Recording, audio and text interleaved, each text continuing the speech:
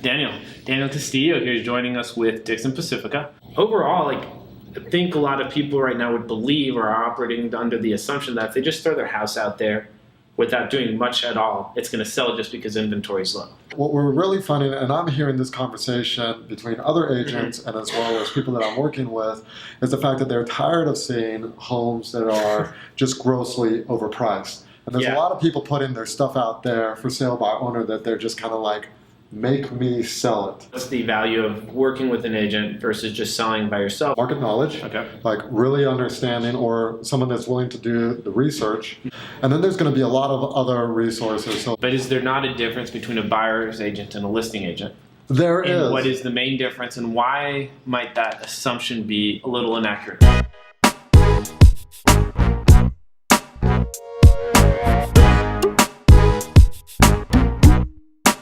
What's going on, everybody? It's Rodrigo Fonador with Asheville Real Estate News. Really excited about the episode we're bringing to you today. Spring's just around the corner, and if you've ever been thinking about selling your house, typically spring is a recommended season to start that process. And so if you've been thinking about it, we wanted to create a situation where you could get your questions answered about how do you choose a good real estate agent, and should you even work with the real estate agent when it comes to sell your house. So if this is a good topic, if you enjoyed it, don't forget to tag somebody, share it, let us know on Instagram, Facebook if you thought it was a good conversation. And also, if you're watching this afterwards, feel free to tag me or Daniel Castillo, who's the one we're going to be talking about, to answer any questions we didn't address in the video so we can get the answers to you in the comments. Remember, we're on Apple Podcasts, and we also have an email list coming out, and stay tuned for that. You can find that online at avlrealestatenews.com. All right, without further ado, though, Daniel Castillo here is joining us with Dixon Pacifica. I think we met, like 2 years ago, right? Almost? It's been a year. Has it been a year? Wow, yeah. Time flies. I know, right? And super excited. I think it's the third time that you've made an appearance on the show. So obviously we're personally big fans of you. And I appreciate that. Thanks for taking the time to talk about, I think it's a really interesting conversation, especially in a big time seller's market, right? Correct, yes. Do you need an agent? If you do need an agent, what are the questions? And so, we're going to dig into that a little bit today. And before we even get started, I said in the intro that spring's a good time to sell your house. Is that a true assumption, or was I off base there? Well, it's going to be a little bit different for every single market out there. Mm-hmm. Right now, we're starting to find that in Asheville, there's really not a truly bad time to sell because there is so much interest. Mm-hmm. It's really going to be much more about the fact, about like, how are you positioning your home to sell within the competition that's out there? That's going to be the most important thing.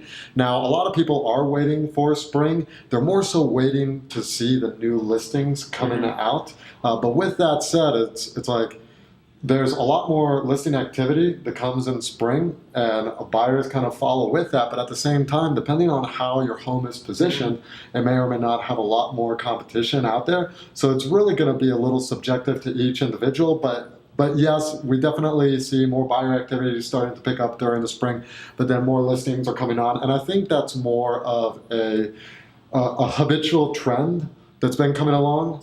Everybody just kind of has that ingrained.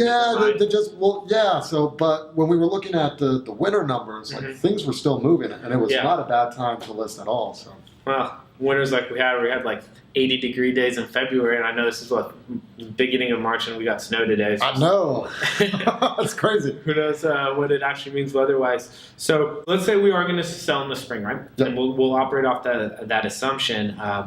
I think it's always an interesting conversation about, what's the value of working with an agent versus just selling by yourself. Like right now, I know you said everything is on a case-by-case basis. Obviously that's true, but overall, I think a lot of people right now would believe or are operating under the assumption that if they just throw their house out there without doing much at all, it's going to sell just because inventory is low. Right? Sure.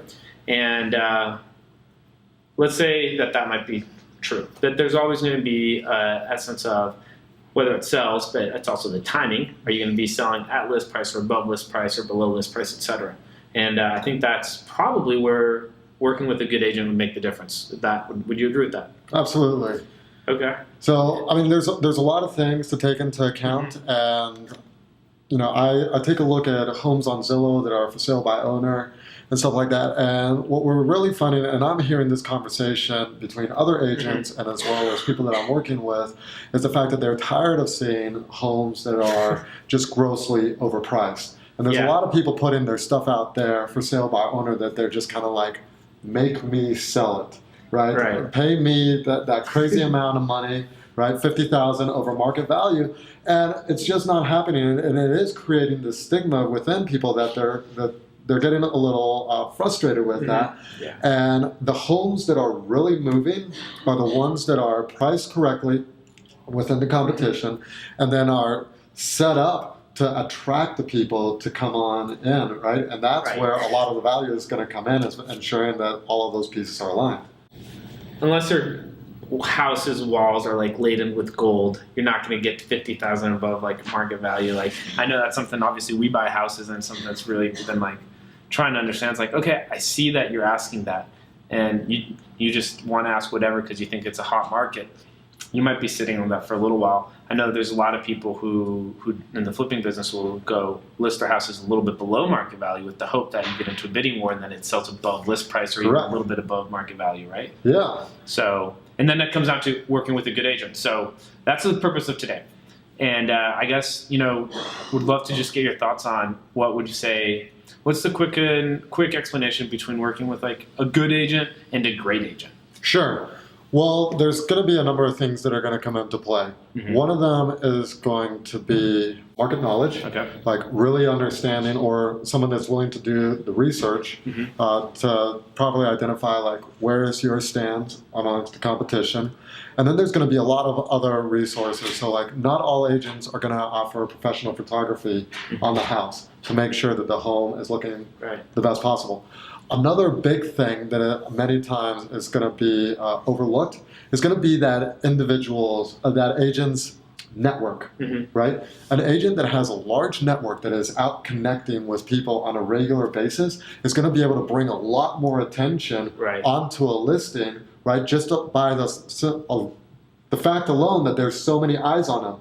If that network is large and strong, they're also going to be able to kind of like pull favors, right? I'm going to be able to call my friends and be like, hey, I've got this open house coming around, or hey, I've got this house and it's at this price point, and this price point is really hot. So if you've got anybody out there that's going to be looking for this, it's going to come on the market at this time, and okay, share it for me or tell your friends about it, and you've got that network that you're saying that they're going to support whatever you're doing because they trust that if you say this is a good deal or there's good value here, that it's true then. Yeah, because what happens is a lot of times, like, you look at the homes on the MLS, and then you start sending those lists of homes to the clients, but depending on what they're looking at, people sometimes, even though the market here, we have a low inventory, it can become very overwhelming to sift through everything, especially depending on how much time each party has, whether it be the agent or that buyer.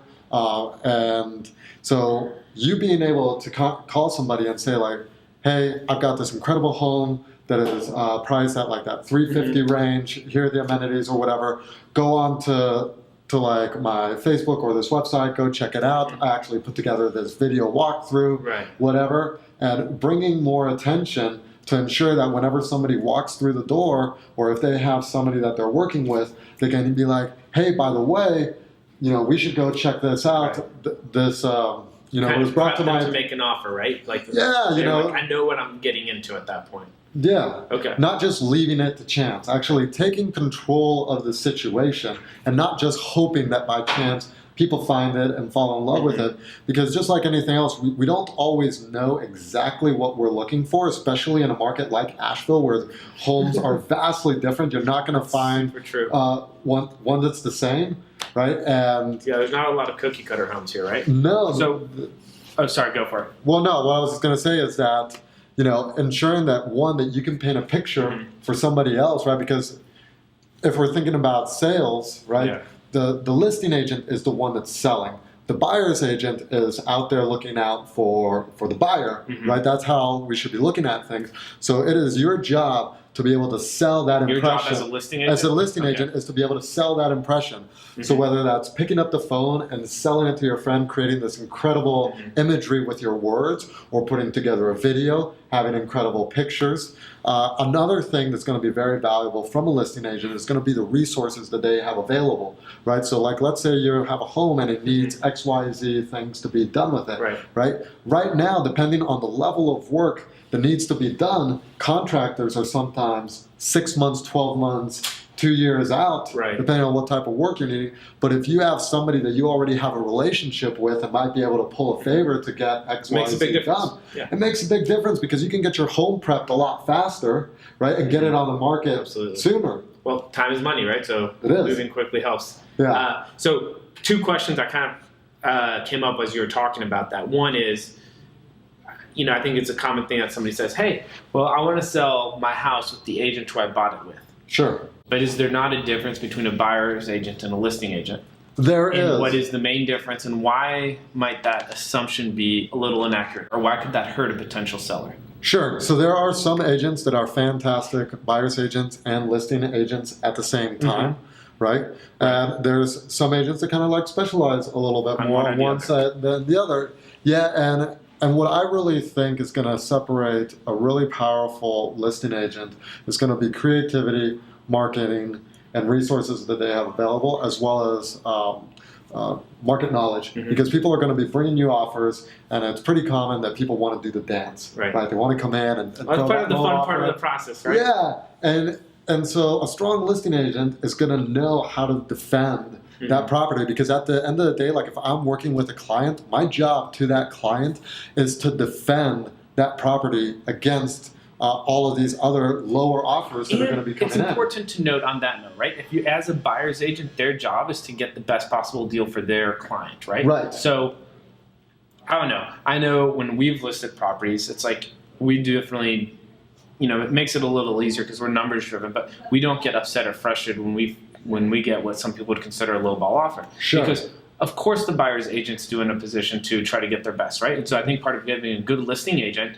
is not just discarding any offer, right? No. Because it should be at least a conversation. Personally, that's something that I would always argue for. It's like, I at least want to know what people are thinking and what numbers people are throwing out, because it's self-educating, right? Right. Yeah, and a good listing agent should be able to take a lowball offer and be able to communicate back with them and be like, hey, you know, I appreciate that offer, but here's why we feel so strongly about X, Y, Z, and here's the reason as to how we came up with this price. So with that said, you know, would you like to come back with another offer, or here's our counter in return in lieu of everything that we just noted. Yeah, no, I think, so, you know, sometimes you make offers and whatnot, and they're just perceived in a way that it's like, hey, like, yeah, maybe it's a little lower than what the list is. You know, speaking from my personal experience, it's like, hey, like, my offer might be so low, but if we have a conversation, I might be able to come up and meet you somewhere. And sometimes that conversation never happens. So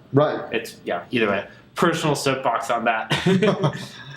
So say I'm going to go sell the house, right? I don't have an agent. Okay, I'm going to bring like 3 or 4 different agents to walk through and give me like their listing presentation. Sure.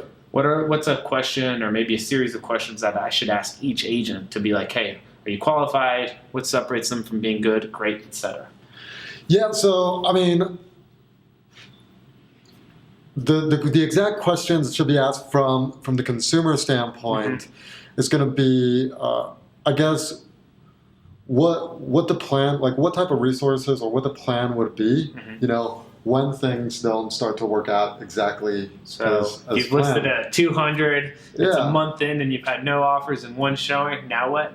Yeah, yeah, exactly. I mean, those are going to be pretty good questions, but at the end of the day, I mean, the most powerful things that should really matter to somebody who's going to be working with an agent to have them list their home is to ensure that there's actually some level of trust. Okay. Right? And as to how you build that trust, it's going to be a little bit different for every single person. Right. But good communication and some type of personality matching, like you don't have to be the same type of personality. But you got to gel to a certain degree. You got to gel, yeah, because you're going to be having tough conversations, right? And you want to be able to know that you can ask whatever questions and you need to ask them. And you also want to make sure that that person feels comfortable coming to you with sometimes tough questions as well, right? So there needs to be a relationship that's happening there, because it's going to be a team effort at the end of the day. And I mean, selling a house is an emotional experience typically, right? Correct. So you need to have that ability to be like, hey, I'm super excited or I'm super angry about this. And if it is like something that you potentially see yourself like being in an emotional situation, so like maybe it's the home that you grew up in, right, or the home that you raised your children in, right? Making sure that you feel like that person actually understands that, because if that's a really important thing to you, and it's almost a deal breaker, ensuring that that agent understands it and respects it is going to be crucial, because they're going to be able to use that information to help direct the dialogue that's going to be happening whenever they're having these counteroffers, right? So like if you understand that all of these things, that those are very important, right? And you get a counter and all you say is just like, hey, sorry, here's our counter back, right? Or here's our counter back, and here's also our appraisal, and that's it. There's no context to it. It's just, you're just straight looking at the number. But instead of you convey and you say, hey, I really appreciate that offer, but here's our appraisal, or here's recent comps, and actually here's one thing that actually needs to be taken into account. My seller raised all 3 of their children in this home for X amount of time and everything like that. And this is something that's really important to them. And they don't just want to, it's more than just a transaction, right? And then there's an emotional connection that can kind of be made also or conveyed over towards the buyer. And who knows, that buyer might turn around and say, you know what, that actually kind of makes sense. And I do want the home that much, so I'm going to be willing to kind of meet them in the middle. At least it creates the opportunity to have that conversation. And sometimes there's going to be a solution that you can brainstorm, and sometimes not, right? Correct. And it is a numbers game at the end of the day, but emotion does drive those numbers sometimes, for better or for worse. And there's situations that could apply both ways. So, sure. I think it's super interesting to just always keep that in mind. So as we're finishing up here, last question. I think it's an interesting one, especially when you're in Asheville. What's the difference between working with, a smaller local firm versus working with a big name, like brand name national firm? Is there a difference? There is. What I would really throw out there is the things that are really going to make a difference, I think, are going to be company culture. That's going to play a big role. You can find fantastic agents at bigger firms as well, but it's I don't know, like in my personal opinion, company culture really goes a long way. And then the bigger firms, there's a whole sea of people out there, and you don't really know exactly what type of agendas are out there.